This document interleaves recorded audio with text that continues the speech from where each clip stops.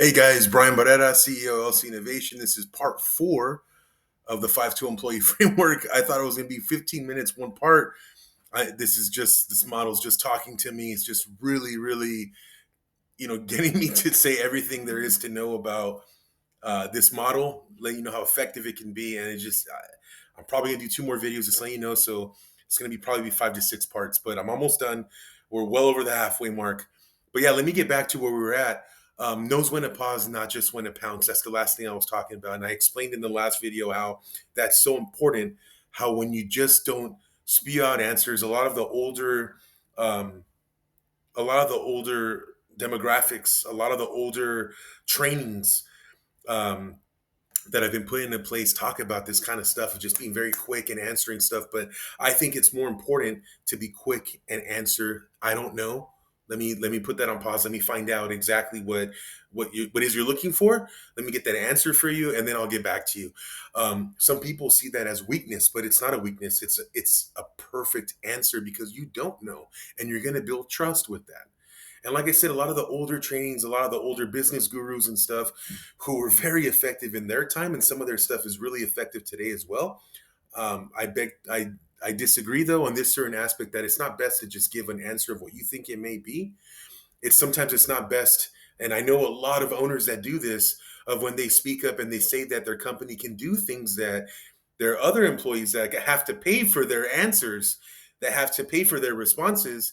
They don't agree, but they still say because they want to have that ego. They want to have that ability to say, yeah, we can do that when there are people that are in the ditches that are on the front lines. They're the ones who have to do it. And they're just like, no. And you can see them shaking their head like, no, we don't do that. Like that's the kind of stuff, right? So knows when to pause, not just when to pounce. Where it shows up, and again, we're talking about speed here. We're talking about speed, adapting, reflexes, right? That's what we're talking about. Let's go back a little bit. Not just sprint speed, it's about mental tempo, adaptability, and real time decision making. It's reading the field in motion and adjusting on the fly. So, jumping back in, the product manager who pivots the roadmap mid quarter, they know when to make that pivot because they know they're not going to reach their goal. So they pivot, right? Or they pivot to reach the goal because they see that they could do something more efficiently or do it quicker, which will allow them to get to that mid-quarter goal. The sales rep who adjusts the pitch mid-call, it's not going the way it's supposed to be. Maybe you got your boss involved or your manager or your director involved, and they're overpowering. They are bulldozing the situation, and they're not letting the client talk or the partner talk or whatever the case may be. So they know, you know what, Brian, uh, let's find out what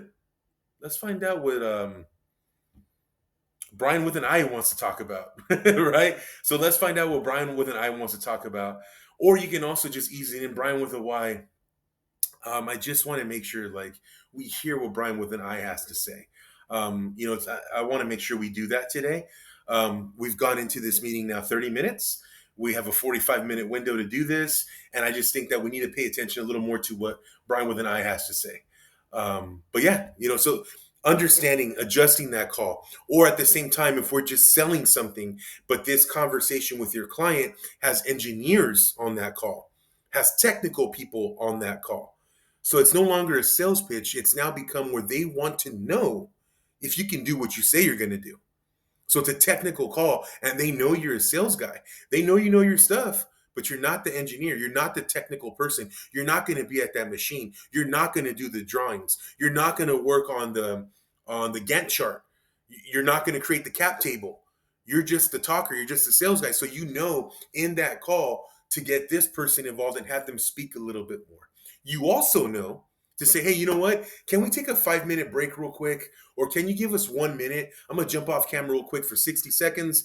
And then you get off camera, you mute yourself, and then you talk to that person. Hey, I need you to speak up a little bit more because this isn't the type of meeting I thought it was going to be. It could also be the case where you didn't know that the engineer or the technical team was going to come on this call because nobody told you. So now you know. You can even step away and grab somebody to come in to speak on your behalf if you didn't know that that's what the meeting was going to be about. People don't do this. They don't do this. They don't. They just continue to go the same way, and They're scrambling. They're trying to get these answers in, and they're saying, "Hold on a second," or they're giving not full answers, or they're giving lies. Sometimes people lie to land the deal. But all you got to do is stop for 60 seconds and go tell your team. Then your team's going to get upset. Well, I don't know what to say. I don't know what to say. Okay, that's fine. But when that happens, you then tell your team, listen, I'm under the gun here too. I didn't know they were going to bring their team. Just get on the call with me and just hear. And if you don't know the answer, tell them you don't know the answer, or look at me and I'll tell them, and I'll back you up 100%. Same thing at a restaurant. Same thing at a restaurant, right? There's a bad food that goes out. Bad food goes out, or even better, bad food goes out, or you promise them something that you can make something. Let's say it's 3 o'clock. Let's say lunch is from 11 to 2. It's 3 o'clock, and you promise someone that you can make them lunch, even though it's 3 o'clock and lunch ended at 2. You talk to the chef. The chef says, yes, we can do that. And then all of a sudden they forget that they ran out of something, or they had to prep something that they didn't prep. They ran out and they can no longer do it. What's the best thing to do? What is the best thing to know to do in that situation, right? You're in person, you're with them. Do you take the chef out there, or do you go out there yourself and just tell them, you know what, I'm sorry, we're not able to accommodate you. I thought we were okay, but the specific thing you ordered needs prep, and we ran out of that. So we're going to have to prep a whole new batch, which will take some extra time. However, I'm going to give you 15% off. And I also want you to try one of the new dishes that we have, like a certain taco or a certain, I don't know, whatever, but I want you to try this, right? It's adjusting to that call. It's understanding how to pivot, but it's also taking care of your team. It's also backing up your team and not putting them in a crazy situation. The leader who changes tone mid meeting to land the message, exactly what I'm talking about. If your team is being disrespected and the customer is not willing to step up and say they made a mistake, or they asked for the wrong thing, or they gave you the wrong purchase order number, or they're trying to undercut you with pricing, and your team's just getting beat up, the leader who jumps in and says, guys, we don't do business this way. We're going to honor the pricing. However, we do not wish to move forward with you guys under this type of business. When has a leader done that? When have you seen a leader do that? And if you have, you're lucky, because they are out there. There's a few out there, but you're lucky if you've seen that, because these people, they are out there. They're very few and in between. But when you have that leader who's willing to change that meeting, or is willing to take responsibility for the team as well, as someone who says, you know what, we made a mistake. I'm going to take that. I apologize for that. I'm going to give you 5% off on your next deal. Or you say, you know what? We're going to reach that next deliverable. We're going to be there 2 weeks early instead of taking a whole month, because we're going to make this our top priority to get it done. We apologize for that. What kind of leaders do that? But it's also, too, that leader that jumps in and does that, they have to understand what their team is capable of. Right. So some of those examples I gave you, don't take them to heart, because it might be situations that you're not in right now or are not feasible. So you have to understand that, but your leader has to back your team up. The leader who changes the tone mid-meeting to land the message, that speed. Behind the curtain, psychologically speaking, reacts to perform, not to process. Very scary stuff. Very, very scary. Right? Confuses urgency with insight. Huge. We've talked about that quite a bit. Avoids structure. Hides behind charisma. Can look brilliant early, but fade under scrutiny. Man, some people, those 90-day employees, man, they come in and they hit, and they're doing it, they're doing it, they're doing it. But you forget the psychological sense. You forget the psychology part of it. I believe it's Bandura, who wrote the Psychological Capital. No, I'm sorry. It's the Social Cognitive Theory. Yes, Social Cognitive Theory. Some of that's built into this, but the Social Cognitive Theory explains how a kid going to preschool is similar. And do not quote me on this. Uh, uh, I could be saying some things wrong, but I'm just doing it off memory. A kid going to preschool, a kid going to school for the first time, is very similar to an adult going to a new job for the first day.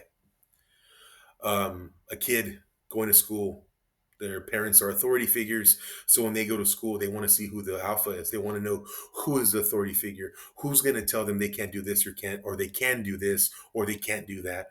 What's the friend structure look like? What's the in crowd? Who's in? Who's buddies? Who runs it?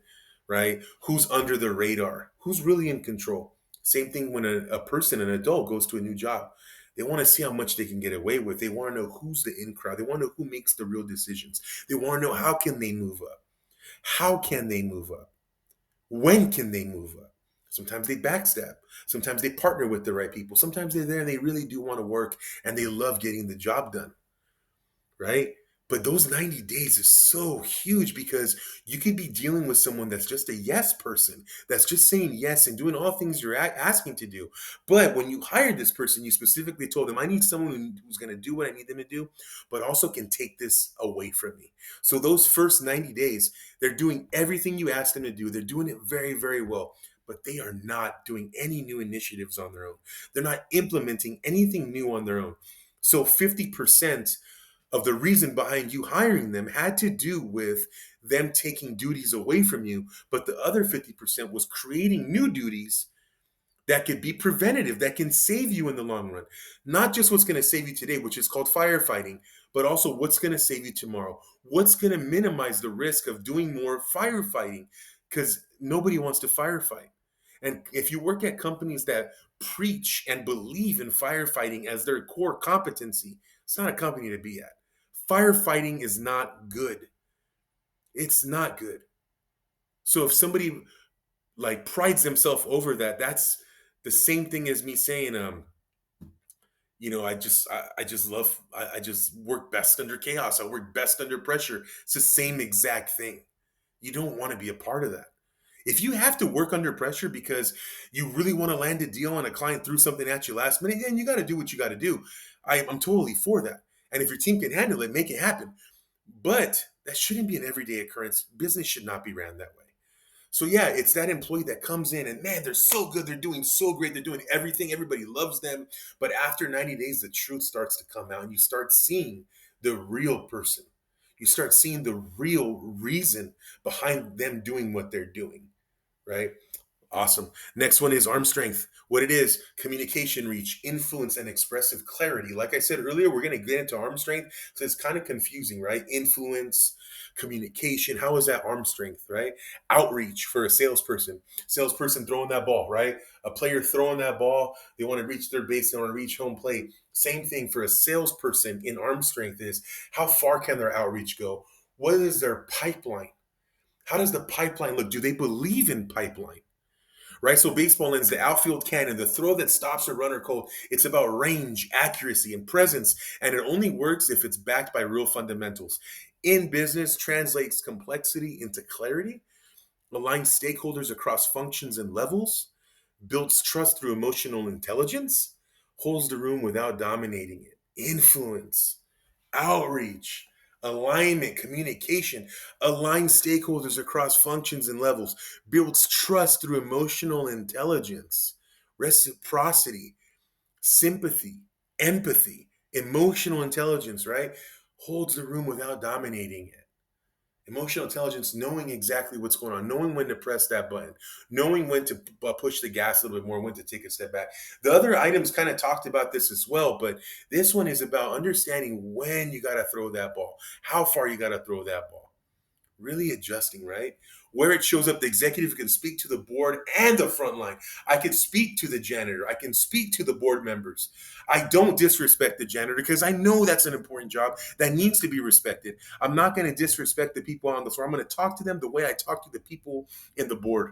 My board of directors, my board of advisors, my executive team, I talk to them all the same because that's the message, the clarity that I'm trying to get across to everybody out there, trying to get everybody on the same page. I'm not just trying to do a top down approach or a bottom up approach. No, I want everybody talking the same way. I want us having the same vision.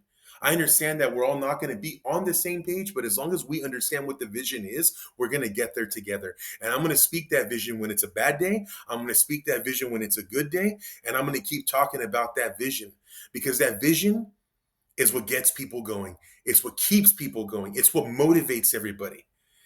And I'm sorry if I offend anybody. I'm not trying to. It's just I learned this at Pepperdine University, Garcia Business School. Quote from the Bible and Proverbs: "Without vision, the people will perish."